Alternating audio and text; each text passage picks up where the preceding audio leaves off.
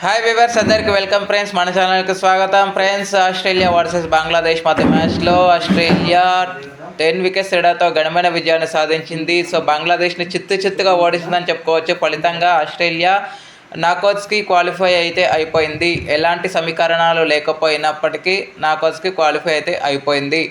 So match ఎలా సాగింది ఏంటి అని మనం వివరాలకి వెళ్ళిపోకంటే ముందు గైస్, సెప్టెంబర్ మంత్కి గాను స్మృతి మందాన, అభిషేక్ శర్మ ఇద్దరు కలిసి ప్లేయర్ ఆఫ్ ద మంత్ అవార్డుకి నామినేట్ అయిన విషయం అందరికి తెలిసిందే. ఫలితంగా వాళ్ళకి player of the month award కూడా వరించడం జరిగింది, ICC player of the month award. ఎందుకంటే ఇద్దరు ఆయా సిరీస్లలో మంచి పర్ఫార్మెన్స్ కనబరిచారు. అండ్ అభిషేక్ శర్మ గురించి చెప్పాలంటే ఏషియా కప్లో మంచి పర్ఫార్మెన్స్ ఇచ్చాడు. కాబట్టి వాళ్ళు ప్లేయర్ ఆఫ్ ద మంత్ అవార్డుకి ఎన్నిక అవ్వడం అయితే జరిగింది. So congratulations to both of you. Okay friends, ఇక ఏమాత్రం లేట్ చేయకుండా మనం మ్యాచ్ వివరాలకు వెళ్ళిపోదాం. So let's move in to the topic. Hi hello నమస్తే my dear HYT creators YouTube channel. మీకు కనుక మా వీడియోస్ నచ్చినట్లయితే లైక్ చేయండి, అలాగే కామెంట్, షేర్ అండ్ సబ్స్క్రైబ్ చేయండి. పక్కనే ఉన్నటువంటి ఆప్షన్స్లోకి వెళ్ళి ఆల్ అనే ఆప్షన్ని సెలెక్ట్ చేసుకోండి. ఇలా సెలెక్ట్ చేసుకోవడం ద్వారా మా వీడియోస్ ఎప్పటికప్పుడు అందరికంటే ముందుగా మీకు నోటిఫికేషన్లో వస్తుంది. సో టాస్ గెలిచి మొదట బ్యాటింగ్ ఎంచుకుంది బంగ్లాదేశ్. అయితే వాళ్ళకి స్టార్టింగ్లో మంచి స్టార్ట్ అయితే వచ్చింది, కానీ యావరేజ్ స్టార్ట్ అయితే వచ్చింది. 32 రన్స్ ఓపెనింగ్ స్టాండ్ వచ్చింది, కానీ దాన్ని యూటిలైజ్ చేసుకోవడంలో బంగ్లాదేశ్ విఫలమైందని చెప్పుకోవచ్చు. ఎందుకంటే ఎప్పుడైతే ఫర్గానా హోప్ 8 రన్స్కి అవుట్ అయిందో అక్కడ నుంచి మరొక పార్ట్నర్షిప్ బిల్డ్ అయ్యే ప్రయత్నం అయితే జరిగింది. షర్మా అఖ్తర్తో కలిసి ఒక 30+ రన్స్ మరొక పార్ట్నర్షిప్ అయితే జరిగింది, 32. అయితే 44 రన్స్ వేసి మన ఓపెనర్ రుబియా హైడర్ ఎప్పుడైతే అవుట్ అయిందో 19 రన్స్కి కంటే ముందు నిగాల్ సుల్తానా జ్యోతి 12 రన్స్కి తను కూడా అవుట్ అవ్వడం జరిగింది. 12 రన్స్కి తను కూడా అవుట్ అయిన తర్వాత పార్ట్నర్షిప్స్ అనేవి కరువైపోయాయి. 19 రన్స్కి షర్మా అఖ్తర్ కూడా అవుట్ అయిన తర్వాత షర్మా అఖ్తర్ కూడా ఏమాత్రం విజృంభించలేకపోయింది. కాకపోతే శోభనా మాస్త్రికి హ్యాట్స్ ఆఫ్ అని చెప్పుకోవచ్చు. తను చేసింది 66 రన్సే, కానీ ఎంతో విలువైన నాకైతే ఆడిందని చెప్పుకోవచ్చు. ఈరోజు బంగ్లాదేశ్ ఓడిపోయి ఉండొచ్చు, బట్ తన నాకు ఆడకపోయి ఉంటే బంగ్లాదేశ్ పరిస్థితి ఏ విధంగా ఉండేదో ఒక్కసారి మీరు ఇమాజిన్ చేసుకోండి. ఎందుకంటే ఎన్నో వికెట్లు పడుతున్నా కానీ తను మాత్రం పిచ్కి అడిక్ట్ అయిపోయి లాస్ట్లో రన్స్ చేస్తూ వచ్చింది. అయితే తనకి కంపెనీ ఇచ్చేవాళ్ళు కరువైపోయారు, లేకపోతే ఖచ్చితంగా 200 to 250 260 270 వచ్చేదేమో అని ఇట్స్ మై ఒపీనియన్. అయితే ఇన్ఫామ్ బ్యాటర్ హృదయ ఖాన్ గత 2 మ్యాచెస్లో 25 రన్స్ చేసిన విషయం అందరికీ తెలిసిందే. బట్ ఈ మ్యాచ్లో మాత్రం తేలిపోయిందని చెప్పుకోవచ్చు. ఫైమా కాటన్ కూడా తేలిపోయింది.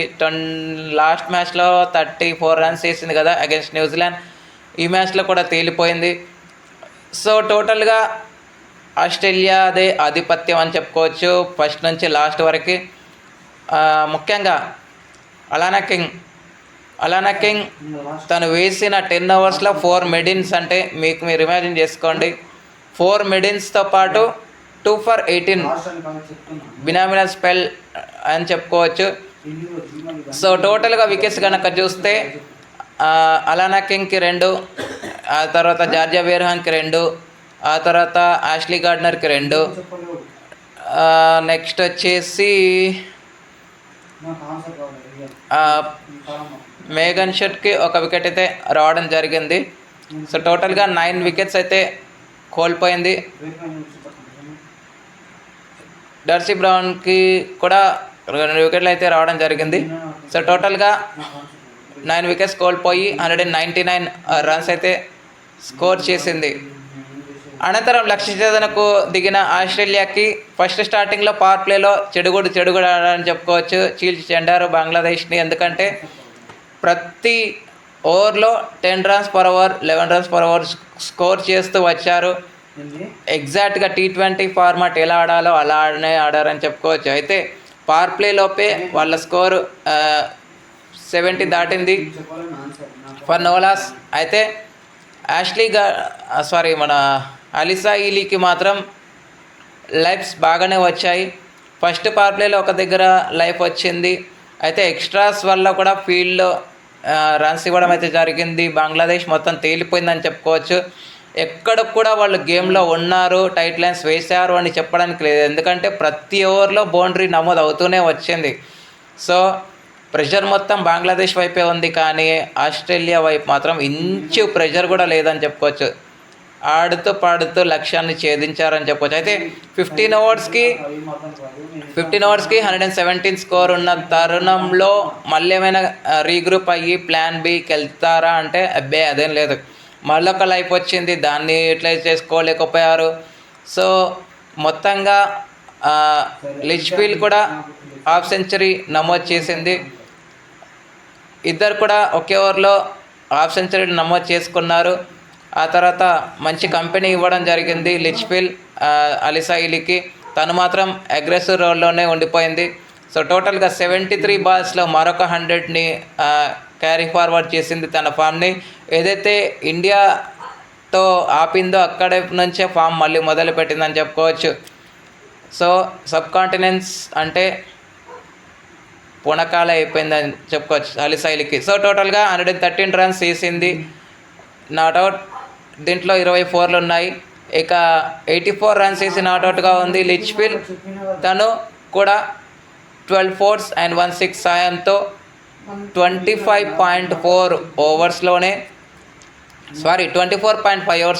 మ్యాచ్ అయితే ఖతం చేసేసారని చెప్పుకోవచ్చు. ఫలితంగా ఈ టోర్నమెంట్లో ఈ వరల్డ్ కప్ 2025లో ద బెస్ట్ పార్ట్నర్షిప్ అని చెప్పుకోవచ్చు. అంతకంటే ముందు against Australia India Smriti Mandhana Pratika Rawal 155 runs partnership చేశారు కదా, ఆ పార్ట్నర్షిప్ని బ్రేక్ చేశారని చెప్పుకోవచ్చు.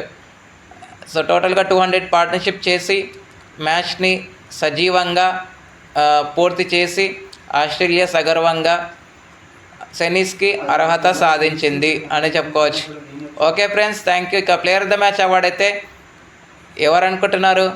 అలిసా ఈలీ కానే కాదు, 2 for 18 4 మెడల్స్ నమోదు చేసినటువంటి అలానా కింగ్కే player of the match award అయితే రావటం జరిగింది. Okay friends, thank you. ఇలాంటి అప్డేట్స్ కోసం ఛానల్ని సబ్స్క్రైబ్, షేర్, లైక్, కమెంట్ చేయండి. మరొక అప్డేట్తో మేము ఉంటాను ఫ్రెండ్స్. అంతవరకు సెలవు, నమస్కారం.